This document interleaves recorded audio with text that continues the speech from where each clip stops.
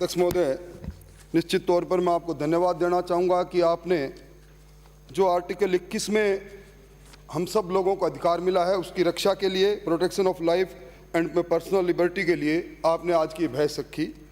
क्योंकि समय कम है इसलिए मैं मेरी बहस को उन बातों में नहीं उलझाऊंगा जिसका जिक्र इंडियन टेलीग्राफ एक्ट 1885 के सेक्शन 5(2) का आपने किया और इंडियन टेलीग्राफ रूल्स 1951 के सेक्शन 419(a) का भी आपने किया।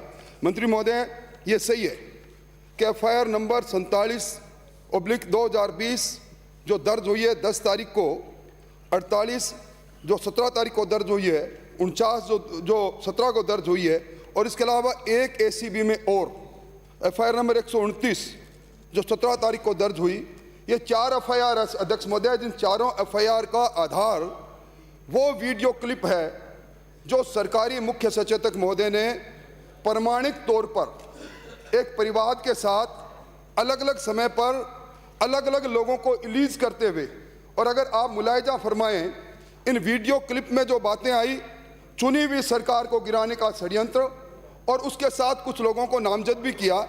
मैं उनका नाम उल्लेख करके उत्तेजना फैलाना नहीं चाहता। अध्यक्ष महोदय, एक बात और है जो अभी तक तथ्य सामने नहीं आया, क्योंकि ये 4 मुकदमों में 3 मुकदमे सरकारी मुख्य सचेतक ने कराए और 1 मुकदमा SOG के इंस्पेक्टर विजय कुमार ने करवाया।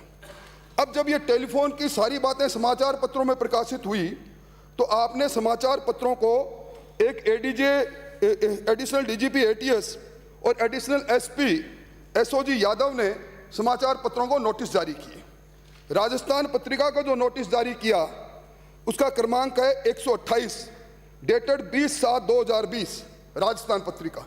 भास्कर को किया 129 डेट है 20/7/2020। इन दोनों समाचार पत्रों को जब ये नोटिस देकर पूछा गया कि आपने किस आधार पर इस समाचार को प्रकाशित किया, ये आपके पास ऑडियो क्लिप कहां से आई, मुझे सदन को बताते हुए संकोच नहीं। उन्होंने जब भी कहा कि ये दोनों जो हमारे पास ऑडियो क्लिप आई ये जारी हुई है 9829620202। इस टेलीफोन से ये ऑडियो क्लिप जिसके अंदर अलग अलग नाम दिए गए, सरकार को गिराने का षड्यंत्र किया गया, और ये जो 9829620202 है ये और किसी का नंबर नहीं है, ये OSD to chief minister Lokesh Sharma का नंबर है जो संविदा स्तर पर 1 लाख की सैलरी लेता है और सिर्फ इसीलिए लेता है कि ये इस प्रकार के षड्यंत्र करें। अध्यक्ष महोदय, मैं मेरी बात समाप्त करूं। यह 17 तारीख का वाकया है। 19 जुलाई को राजस्थान के मुख्यमंत्री प्रधानमंत्री जी को एक चिट्ठी लिखते हैं। मैं ऑपरेटिव पार्ट पढ़ के सुनाता हूं। यह चिट्ठी प्रिय श्री नरेंद्र मोदी जी, इसमें लिखते हैं, राजस्थान में भी चुनी हुई सरकार को गिराने का कुप्रयास किया जा रहा है।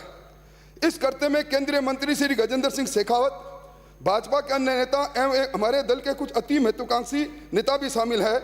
इनमें से एक श्री भंवरलाल शर्मा जैसे वरिष्ठ नेता ने स्वर्गीय भैरव सिंह शेखावत की सरकार को भी विधायक के खिरोध फरोख्त से गिराने का प्रयास किया था और धनराशि कई विधायकों के पास पहुंच गई है।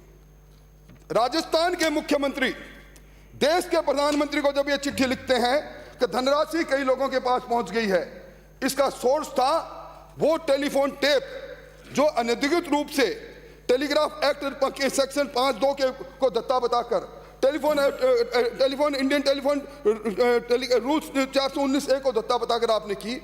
अब इससे साफ गोई होगी। अध्यक्ष महोदय, मैं क्या निवेदन करना चाहूंगा, अब सरकार इससे बच नहीं सकती। मैं वो सोर्स पूछना चाहता हूं मुख्य सचेतक महोदय, आपने 3 बार ऑडियो क्लिप बनाकर एक पेन ड्राइव के अंदर आपने तस्दीक किया, महेश जोशी पुत्र मूलचंद जोशी उम्र 66 वर्ष, यह तस्दीक करता है कि मैंने जो पेश किया है यह मेरी निजी जानकारी में है। तो आप ये बताओ कि आपने निजी जानकारी में तो टेलीफोन टेप करने की जानकारी भी आपके पास होगी। मैं समझता हूं इससे बड़ी बात नहीं हो सकती। सरकारें गिरी है जिनका उल्लेख हमारे प्रदेशाध्यक्ष जी ने कहा। अमेरिका की सरकार गई वाटरगेट कांड के अंदर, रामकृष्ण हेगड़े गए, और मैं समझता हूं अब आप भी नहीं बच पाओगे। इस लड़ाई को सदन से लेकर सड़क तक पहुंचाएंगे, हम चुपने वाले नहीं हैं। और मैं समझता हूं नैतिकता है तो आप सही सी बात करें। आज मुख्यमंत्री का OSD मेरा रिकॉर्ड पर जाना चाहिए। मैंने टेलीफोन प्लीज तो अध्यक्ष महोदय, मेरा एनी पर्टिकुलर इशू प्लीज, ये जो नंबर दिया है मैंने नंबर बोला है इस नंबर से वीडियो ऑडियो क्लिप गई है समाचार पत्रों में और आपने नोटिस जारी किया। समाचार पत्रों ने बदले में जो आपको लिखा है वो आप उद्धृत करें, उन्होंने क्या कहा। नोटिस ये ऑडियो क्लिप किससे प्राप्त हुई? मुख्यमंत्री का कार्य निवास अगर इस प्रकार के षड्यंत्र में भागीदार बनता है, इससे बड़ा दुर्भाग्य हो नहीं सकता। यह हमारी निजता पर हमला है, यह आर्टिकल 21 पर हमला है। इसलिए सरकार को इसके बारे में सोचना चाहिए और कोई नैतिक अधिकार नहीं है सरकार को सत्ता में बने रहने का। धन्यवाद। मैं माननीय मंत्री जी